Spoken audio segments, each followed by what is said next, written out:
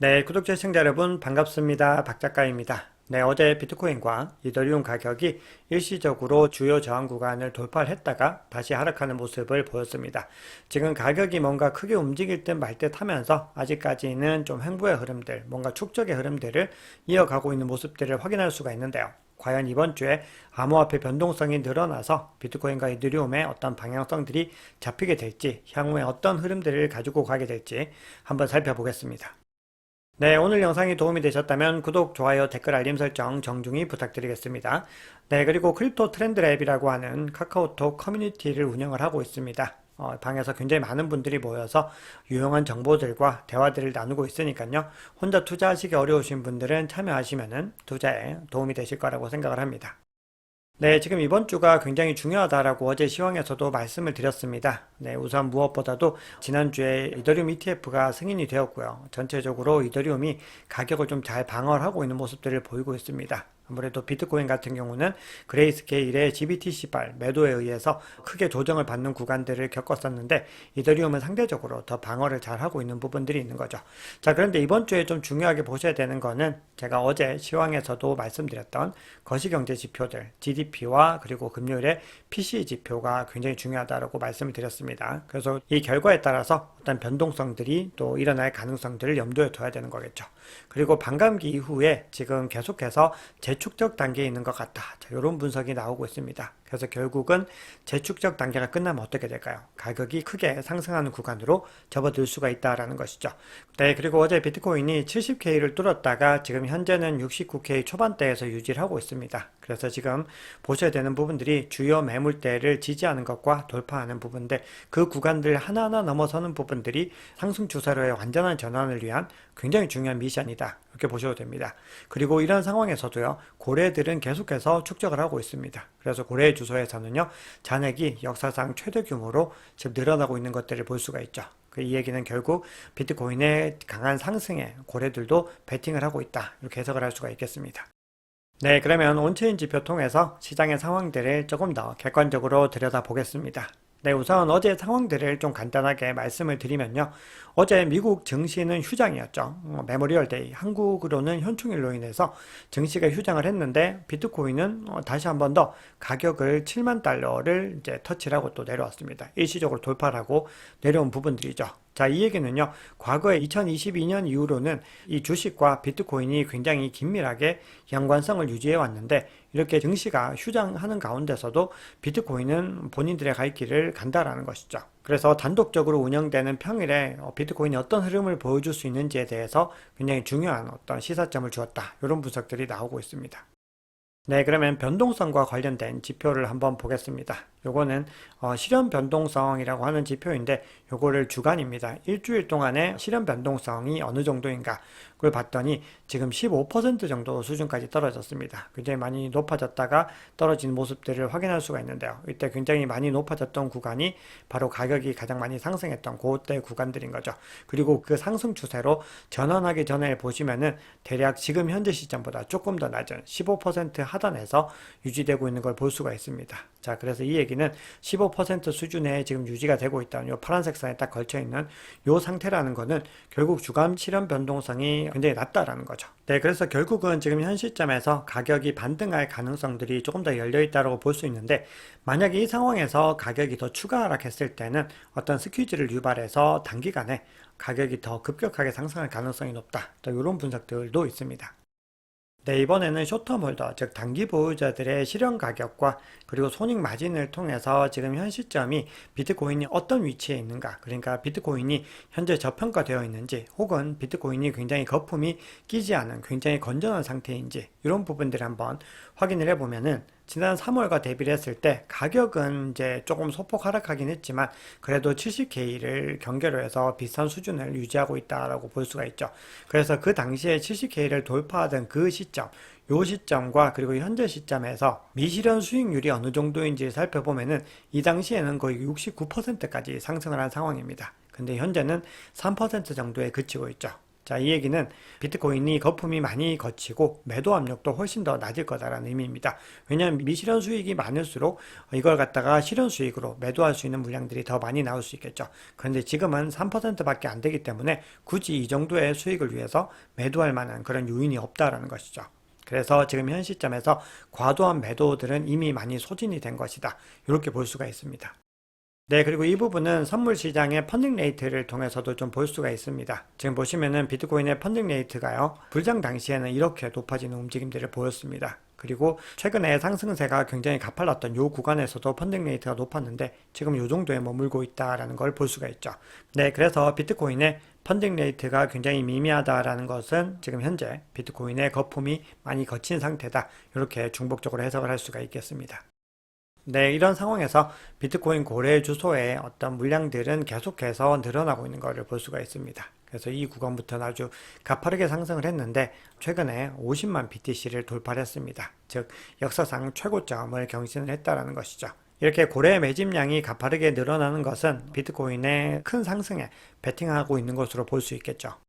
네, 그럼에도 불구하고요, 지금 모멘텀이 완전히 양전환을 하지는 못하고 계속해서 축적의 단계를 이어가고 있습니다. 그래서 비트코인의 활성 공급량의 주간 백분율 변화가 지금 최저치를 찍고 나서 급격하게 줄어들어서 지금은 이제 균형을 찾고 있습니다. 중립 구간까지 지금 도달한 것이죠. 그래서 이 구간에서 계속해서 축적의 구간들을 조금 더 이어가고 나면은 다시 양전환을 하면서 크게 가격이 반등하는 흐름들을 가지고 갈 것이다 라는 거죠. 네, 그래서 지금 시장에서 계속해서 좀 신중한 움직임을 보이고 있는 거는 미국의 분기별 GDP 성장률도 있고, 그리고 PC 가격 지표도 있고, 다음 주에 각종 고용 지표들도 예정이 되어 있기 때문에 이번 달에는 이런 부분들을 소화하고 난 이후에 뭔가 가격 변동성들이 더 커질 수 있는 가능성이 있는 것이죠. 그리고 무엇보다 이번 주에 PC 지표가 있기 때문에 이번 주가 특히 중요하다고 볼 수가 있습니다. 네, 그러면 중요한 뉴스 몇 가지 살펴보고 또 이더리움도 간단하게 짚고 가겠습니다. 네, JP모건이요, 미국의 SEC가 비트코인과 이더리움을 제외하고 다른 암호화폐 현물 ETF는 승인하지 않을 것이다, 이렇게 주장을 했습니다. 그러면서 그 근거로 들고 있는 부분이 이더리움의 증권성 여부가 모호한 것을 고려하면 SEC가 다른 토큰까지 현물 ETF 승인 범위를 확장하지는 않을 것이다, 이렇게 주장을 합니다. 그러면서 미국 의회가 대부분의 암호화폐가 증권이 아닌 것으로 간주한다는 법안을 통과시키지 않는 한 SEC는 다른 암호화폐를 승인하지 않을 것이다, 이렇게 주장을 하고 있죠. 참고로 이더리움 이후에는 솔라나가 아마 ETF가 나올 것이다, 이런 전망들이 많이 제기가 되고 있습니다. 그리고 미국 하원이요, 모든 암호화폐의 70%는 상품으로 분류해야 한다는 21세기 금융혁신 및 기술 법안을 통과시켰죠. 그래서 이 해당 법안이 상원 표결 과정을 거쳐야 되는데 여기에 대해서는 부정적인 어떤 전망들이 더 많은 것들도 사실입니다. 자, 그리고 홍콩 재무부 차관이요, 홍콩 정부가 암호화폐 정책 개발에 중점을 두고 있는데 본토와 연계를 강화하겠다, 즉 중국 본토와 연계를 강화하겠다라고 하면서 결국은 전체적인 홍콩의 기조들이 중국이 배후에 있다라는 것을 은연중에 암시를 했습니다. 그리고 중국이 뒤에 있다라는 어떤 정황 증거들은 사실은 많이 드러나 있는 것도 사실이죠. 네, 그리고 트위터에서 활동하는 유명한 암호화폐 분석가이죠, 렉트 캐피탈이 4월에 적용된 네 번째 비트코인 반감기 효과는 아직 가격에 반영되지 않은 것으로 보인다 라고 주장을 하면서 결국 역사적으로 반감기 사이클이 항상 가파른 상승세를 동반했고 이번에도 신고가를 경신하는 것은 시간 문제다, 이렇게 이야기를 하고 있습니다. 네, 그리고 미국의 투자 전문 매체인 더 모틀리 풀이라고 하는 매체에 따르면은 기관들이 투자 포트폴리오의 5%를 비트코인에 할당한다면 비트코인 가격은 40만 달러를 돌파할 수 있다, 이렇게 전망을 했습니다.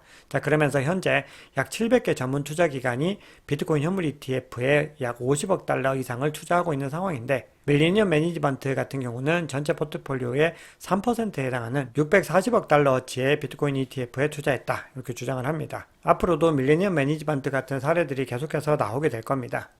네, 이더리움 장표도 간단하게 하나만 확인하고 가겠습니다. SEC가 이더리움 현물 ETF를 허용하는 방향으로 입장을 선회를 하면서 옵션 시장에서는 이더리움 강세 베팅이 우세 움직임을 보이고 있습니다. 자, 그리고 지금 가격의 추이를 한번 보시면은 지금 한 주 동안에 26% 상승을 했는데 이 정도 상승률은요, 2021년 대세 상승장 이후로는 처음입니다. 그때 이후로 가장 큰 주봉 상승폭인 거죠. 그리고 데리비트 데이터에 따르면은 옵션 시장에서는 이더리움이 5,000달러 이상으로 상승할 것이라는 쪽에 베팅을 하고 있습니다. 옵션 가격을 기반으로 이더리움의 30일 예상 변동성을 측정하는 T3 이더 변동성 지수와 비트코인 변동성 지수 간의 스프레드도 2023년 이후로는 최대치를 지금 기록을 하고 있습니다. 그만큼 지금 트레이더들이 비트코인 대비로 이더리움이 더 큰 변동성을 가져갈 것이다, 이렇게 보고 있는 것이죠. 네, 그래서 시장에서는 여러 분석가들의 의견들을 지금 언론 매체를 통해서 전해주고 있는데요. 이더리움이 4,000달러를 돌파하는 그 청신호가 켜졌다라고 하면서 이더리움이 상승권에 오를 준비가 되어 있다, 이렇게 주장을 하는 의견들도 있습니다. 그리고 비트코인이 70K 돌파 후에 제자리로 돌아왔는데 알트코인은 대부분 상대적으로 상승을 했다라는 겁니다. 그래서 알트 시즌에 대한 기대감들도 지금 현재 커지고 있는 상황이죠. 그리고 QCP 캐피탈 같은 경우는 이더리움이 ETF가 S1까지 완전 승인되고 미국의 대선의 영향까지 같이 겪고 나면은 아마도 큰 폭으로 상승할 것이다, 이런 전망을 내놓고 있습니다. 네, 그러면 CBD 지표 보겠습니다. 먼저 파이어 차트부터 보겠습니다. 네, 지금 보시면은 가격대 상단으로 지금 72K에서는 가장 두꺼운 등급의 매도벽이 형성이 되어 있고요. 그 상방과 하방에 아주 빼곡하게 매도벽이 지금 만들어지고 있는 걸 확인할 수가 있습니다. 그리고 지금 가격이 70K를 일시적으로 돌파했다가 하향 이탈했는데 지금 보시면은 여기서도 급조된 매도벽이 빠르게 만들어지는 걸 확인할 수가 있죠. 반면에 매수벽은 60K에만 여전히 유의미하게 존재하는 걸로 봐서 지금 전체적으로 매수세가 어떤 움직임들의 흐름을 상방에 집중하고 있는 것을 확인할 수가 있습니다. 자, 그러면 고래들의 움직임 한번 보겠습니다. 자, 이번에 가격에 반등을 이끈 주체는 가장 큰 규모의 갈색 고래였습니다. 자, 그런데 이 구간 지나고 나서 다시 빨간색 고래가 물량들을 좀 뱉어내는 모습들이었고요. 나머지 두 개 주체들은 계속해서 물량을 던지고 있습니다. 그래서 보시면은 물량이 일시적으로 크게 늘었다가 다시 줄어드는 양상들을 보이고 있죠. 그래서 가격도 거래량과 거의 유사한 움직임들을 보이고 있는 걸 확인할 수가 있습니다.